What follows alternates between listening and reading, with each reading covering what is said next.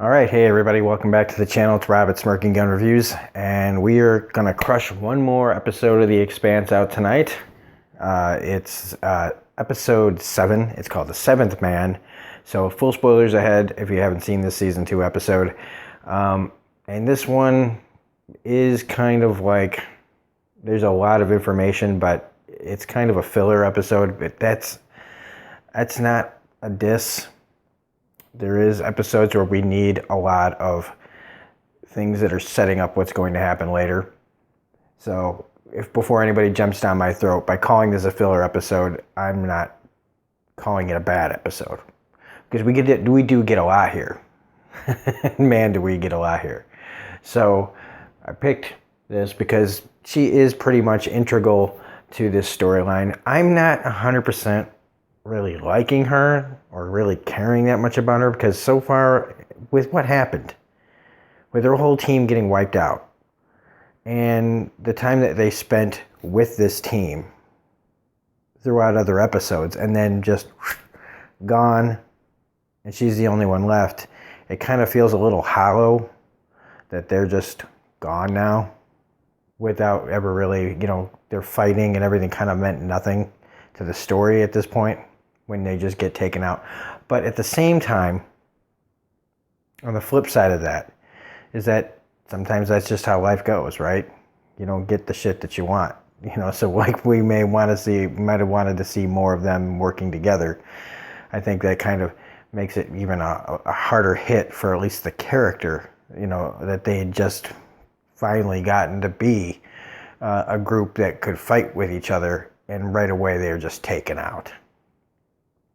And her whole bit in this is everybody, the Mars group, trying to find out what happened. Now, we all know what happened, but she can't remember it. Now, was that because, like, the proto-molecule put a fucking whammy on her? Did a little alien mind wipe or something? I don't know. It might just be that she took a bad blow and got a concussion or something like that. But throughout her whole thing, it's just they can't quite get to that information that she has until she takes the pill. I love that little pill that they take. I haven't seen it in a while in the show. I think not since like season 1,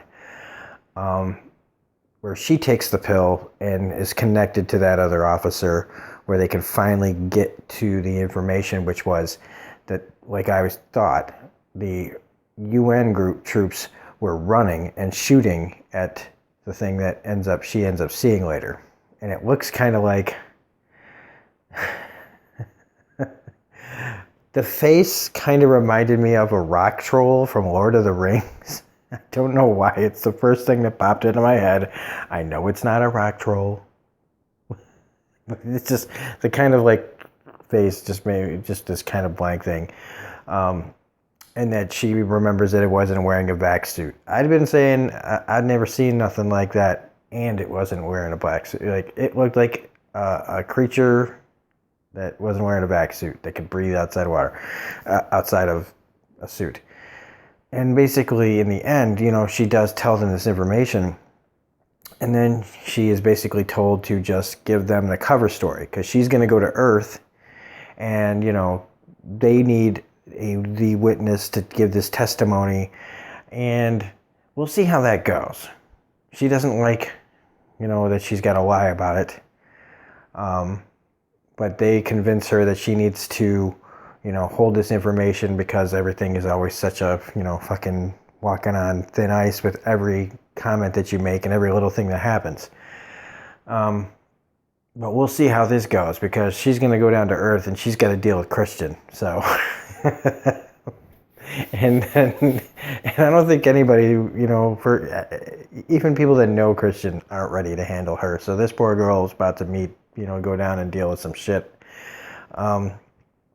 Speaking of Christian and the UN group, so they decide to make this peace summit because, of course, Aaron, right, just wants to, like, pow, pow, pow, pow, pow, pow, just going guns blazing, take out more Mars people, because in his head, it's just how it always goes.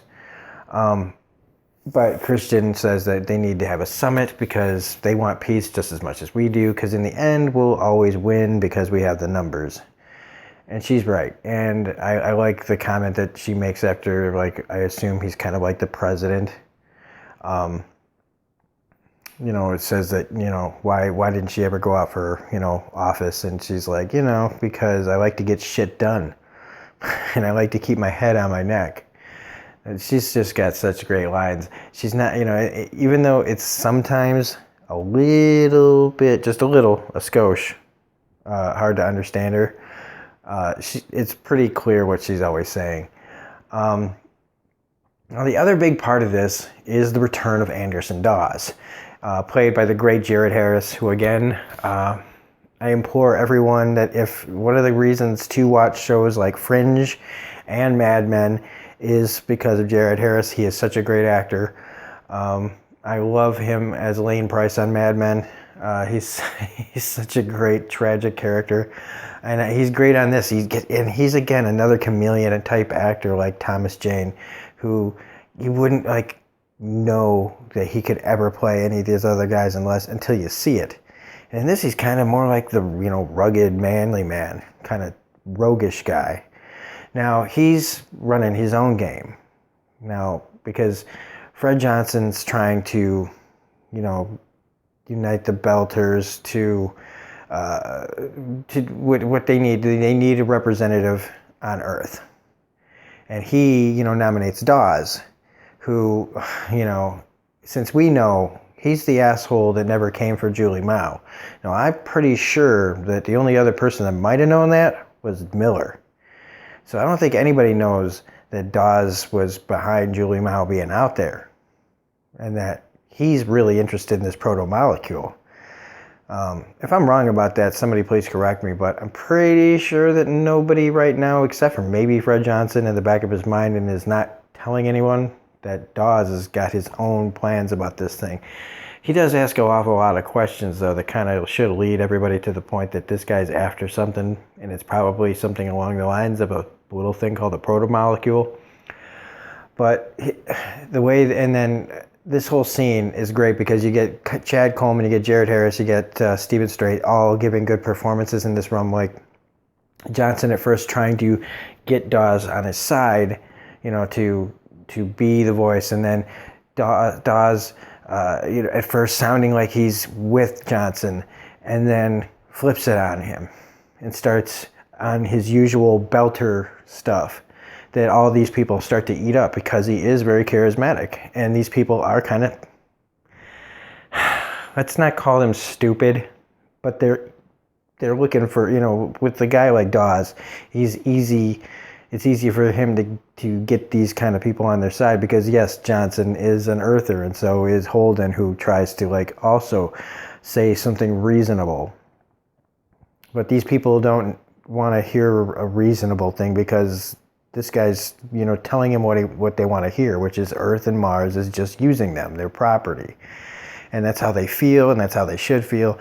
And the problem with that is if they never try to, I don't know.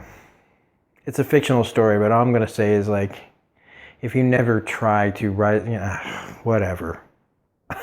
I'm not going to go down this whole road. But just that, there was no chance in hell that once Dawes got the, people on his side that he wasn't going to walk out of there with a victory. And then he tries, he talks to Nagata. And then he also talks to Fred Johnson's, second in command, which you could tell earlier was something, something was going on. And this is important for later on. If anybody didn't see this coming a mile away, I did at least. And usually this show can surprise me, but this is one of those moments where I was just like, oh, I know what's going on. And again, we get more, there's just a lot of talking in this episode, which is fine. Dawes talking to Holden's group, pressing for information about what went on, with Eros, digging. It's a little obvious that he's trying to get to, tell me about the proto-molecule, motherfuckers, but he won't just come straight out and ask, because he wants to know the part of the story that they're not telling him, as if he's owed some explanation. And again, if they knew what part he played in Julie Mao, and then eventually Miller being a part of that, I don't think that they'd be so nice to him. Speaking of nice, we got that little tiny bit with Amos, feeling bad about, just kind of about being how he is. Like how he kind of scared this kid and his mother, and he didn't mean to, which leads him to talking to that Cartazar scientist guy who, Amos is kind of picking his brain about things, about, like the surgery that was done to them.